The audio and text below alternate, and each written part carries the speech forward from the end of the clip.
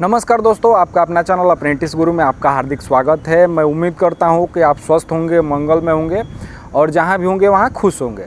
दोस्तों, आप लोग काफ़ी दिन से बोल रहे थे कि भैया आप डॉक्यूमेंट पे वीडियो बनाइए, ग्रुप डी में कौन कौन से डॉक्यूमेंट लगेंगे, इस पे आप एक वीडियो बना दीजिए, क्योंकि हम डॉक्यूमेंट तैयार कर ले, हमारा अच्छा खासा नंबर है, हम डॉक्यूमेंट तैयार कर लें। तो दोस्तों, आप वीडियो को एकदम बिना स्किप किए हुए देखिए। इससे फ़ायदा ये होता है कि आपको पूरी बातें समझ में आती है। कुछ लोग आते हैं जो कि वीडियो को थोड़ा सा देखते हैं, अंत में देखते हैं, भगा भगा के देखते हैं और वो कमेंट करके चले जाते हैं कि ये ऐसे फालतू। तो दोस्तों, कमेंट थोड़ा सा अजीब लगता है। उनसे मैं रिक्वेस्ट करना चाहता हूँ कि आप एक बार कमेंट करने से पहले पूरा वीडियो को बिना स्किप किए हुए देखिए, ताकि आपको पूरा समझ में आ जाएगा। वो कमेंट करने की ज़रूरत भी नहीं पड़ेगी। फिर भी आपको अगर डाउट नहीं होता है, मतलब डाउट क्लियर नहीं होता है, तो आप कमेंट कर सकते हैं, उसके लिए कोई बात नहीं। तो दोस्तों चलिए, जैसे दोस्तों पहले मैंने एक वीडियो बनाया था मेडिकल पे, तो मैंने उसमें बताया था उस टाइम पे कि जोन डिवीज़न, किसी किसी जोन में, मतलब डिवीज़न में, जोन के अंदर डिवीज़न आते हैं, तो किसी किसी डिवीज़न में दोस्तों अच्छे से मेडिकल होता है, किसी किसी डिवीज़न में बहुत कम होता है। जैसे साउथ में आप जाएंगे तो साउथ साइड में बहुत मतलब क्रिटिकली, मतलब हर एक चीज़ें चेक होती है ग्रुप डी में।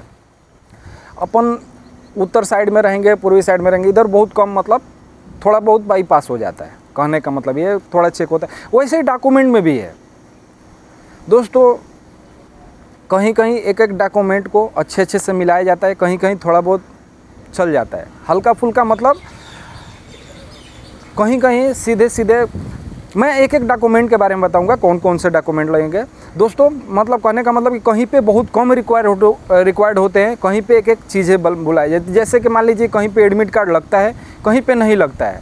कहीं पे बोलेंगे आप एडमिट कार्ड अपना लाओ, पीटी का एडमिट कार्ड लाओ, आपने जो सीबीटी का एडमिट कार्ड लाओ, तो ये सब कहीं कहीं लेते हैं। तो दोस्तों, सबसे पहले मैं बात करता हूँ एडमिट कार्ड की। क्या एडमिट कार्ड आपको ले जाना है? तो दोस्तों मैं बोलूँगा कि आपके पास है तो हाँ, ले जाइए।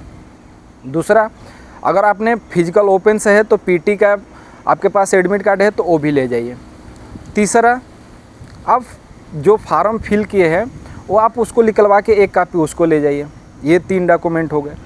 सब डॉक्यूमेंट के बारे में बात करूँगा, एक एक डॉक्यूमेंट के बारे में, क्योंकि हम लोग स्किप करने नहीं, यहाँ पे एक एक हम जानकारी लेने आए कि हमको कौन कौन से डॉक्यूमेंट ज़रूरी है। तो वहाँ पे मांगा जाता है, नहीं मांगा जाता है, वो उनके ऊपर है। हम तो भाई तैयार होके चलेंगे ना, पूरा हमारे पास जो है वो तैयार होके चलेंगे। तो दोस्तों, फार्म हो गया। उसके बाद आधार कार्ड आपका एक ज़रूरी है। उसके साथ में एक और फ़ोटो वाला पहचान पत्र, जैसे कि वोटर ID कार्ड हो गया, या पैन कार्ड हो गया, या पासपोर्ट हो गया, या ड्राइवरी लाइसेंस हो गया, मतलब फ़ोटो वाला एक, जो कि गवर्नमेंट सरकार से वैलिड होना चाहिए। तो 2 आपका आधार कार्ड के साथ एक और चाहिए। उसके बाद आपने जो फार्म फिल किया था उसमें आपने क्या क्वालिफ़िकेशन डाला है? 10 तो सब लोग डाला होगा। ITI, NSC, ये तीनों का, NSC यानी कि अप्रेंटिस, जिन्होंने अप्रेंटिस किया है तो अप्रेंटिस का। तो दोस्तों, आपको हाई स्कूल का ले जाना है, उसके बाद ITI का ले जाना है, उसके बाद अप्रेंटिस है तो अप्रेंटिस का ले जाना है। तो इतना सारा, ये इसका जो भी मैं बता रहा हूँ ये ओरिजिनल कॉपी ले जाना है। उसके बाद आपको फ़ोटो भी ले जाना है। फ़ोटो कितने? तो फ़ोटो कम से कम आपको 10 तो करवा ही लेना है, 12 सेट करवाएंगे हो जाएगा। अब मैं तो बोलता हूँ कि आप जो 32 कॉपी होता है वही करवा लीजिए, आपको आगे टाइम भी काम आएगा, क्योंकि थोड़ी थोड़ी टाइम पे लगता रहता है फ़ोटो। हर जगह थोड़ा थोड़ा फ़ोटो लगता है। आप ज्वाइनिंग के जाएंगे वहाँ पे लगेगा, तो अब फ़ोटो लगते ही रहेंगे, तो आप लोग थोड़ा फ़ोटो को ज़्यादा ही करवा लें। उसके बाद दोस्तों, आपका कास्ट सर्टिफिकेट, OBC है तो OBC का, जनरल है तो जनरल का कोई टेंशन नहीं, ST है तो ST का कास्ट सर्टिफिकेट, SC है तो SC का कास्ट सर्टिफिकेट, जो भी है कास्ट सर्टिफिकेट, जाति प्रमाण पत्र लगेगा। और दोस्तों, एक और है, जिन्होंने ग्रुप डी में पैसे कम पेड किए हैं, मतलब फार्म OBC का 500 लगता है, आपको पता है। कुछ लड़के हैं जिन्होंने अपना आय प्रमाण पत्र लगाकर 250 रुपये कम करवाए। 250 रुपये कम, 250 ही उनका पेमेंट करता है। बहुत सारे लड़के होंगे, होता है, ये आपको जानकारी नहीं है तो आप जान लीजिए, बहुत सारे लड़के हैं जिनको ये लगता ही है 250, मतलब EBC, उनको EBC बोलते हैं।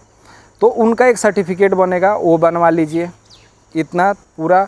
और इसका ओरिजिनल प्लस इसका 3 सेट जीरोक्स, मैं तो बोलता हूँ 5 सेट करवा लीजिए। क्यों? क्योंकि गांव पे आप करवाएंगे, जहाँ पे है आप वहाँ पे आराम से करवा सकते हैं। और यहाँ पे अगर डॉक्यूमेंट वेरिफिकेशन के लिए जाते हैं तो वहाँ पे आपको अफरा तफरी में, जल्दीबाजी में 2-2 रुपया, 4-4 रुपया, 5-5 रुपया तक भी 2 कापी के जीरोक्स के लेते हैं। तो मैं बोलूँगा, आपसे सजेशन दूँगा आपको कि आप घर पे ही कम से कम 5-5 कॉपी करवा ले, हर एक का फ़ोटो निकलवा ले। बाकी इसके अलावा कुछ ज़रूरत नहीं है, एकदम कुछ ज़रूरत नहीं है। आप ITI का सर्टिफिकेट, मार्कशीट, हाई स्कूल का सर्टिफिकेट, मार्कशीट, अभी तो नया में तो एक ही में कंबाइन आता है।